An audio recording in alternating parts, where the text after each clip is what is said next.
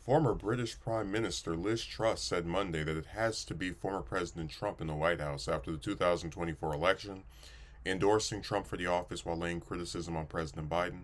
I don't think Biden has been particularly supportive of the United Kingdom. I think he's often on the side of the European Union, Truss said on British news radio station LBC. And I certainly think I would like to see a new president in the White House.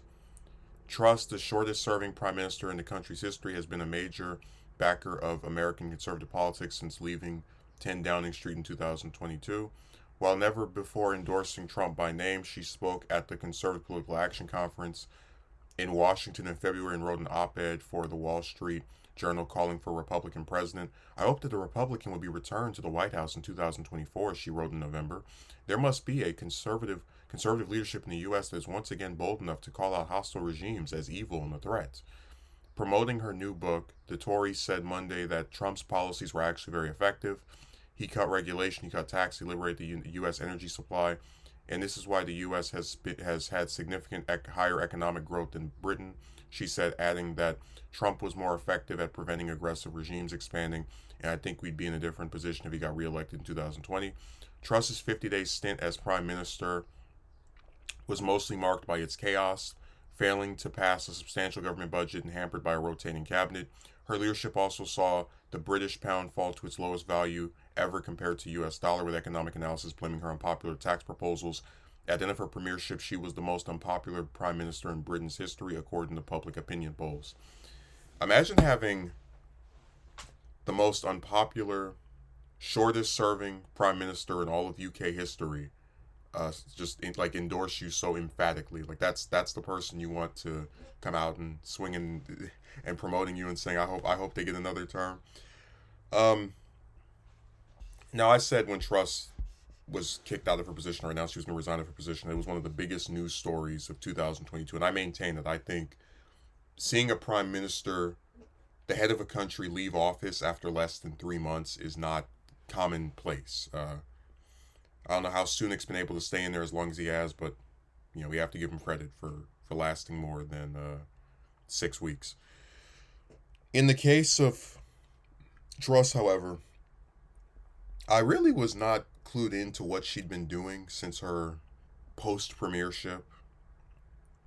Uh, I didn't know she was at at CPAC right 2 months ago, and I also was not. I didn't even notice her op-ed.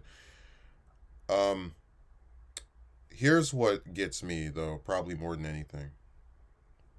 Now she claims Biden hasn't been particularly supportive of the UK, which I guess from her vantage point it makes sense. I mean, the UK has been inundated in recent years with just conservative prime minister one after the other, right? So you had Theresa May and then Boris Johnson, then Truss. I mean, and now Sunak, it just go like right wing hold on that government for years now. No matter who takes over, it's the same old conservative policies.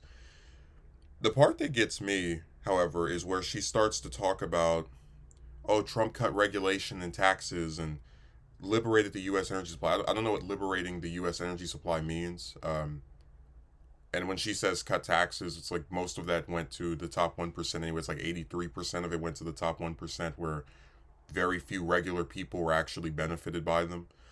Um, but I'm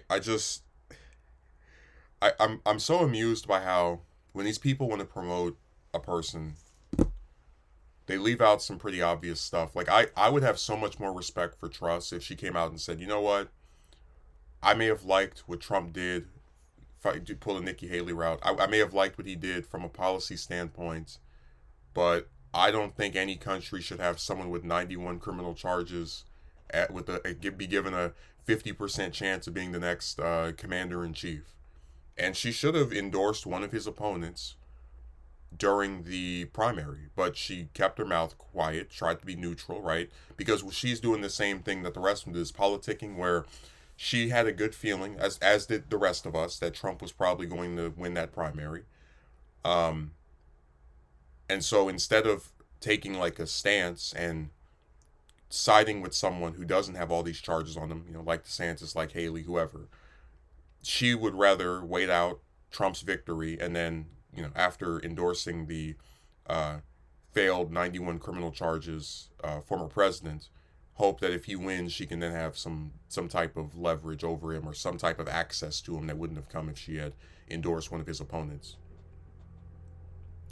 It's really sad. Like the failed arguably the most failed British prime minister ever, 50 days on the job, and then you resign. Tries to come out and tell us why we need to go back to the failed president that lost uh, a presidential election, and then was like so insane as to say, "Oh, it was stolen from me." Where's your proof? Oh, I don't have any, but it was stolen. This is like an anti-endorsement. Like if I were Trump, I would just and to his credit, I've never seen him directly acknowledge Truss before. She took office after he left office, after all. But it would be really interesting to see if he says something about this. I don't think he will, because most of these endorsements are like a dime a dozen. This is just not someone who should be promoted as like, oh yeah, go and vote for that person. It's like, well, hell, people, you were voted in, and look at the mess you made.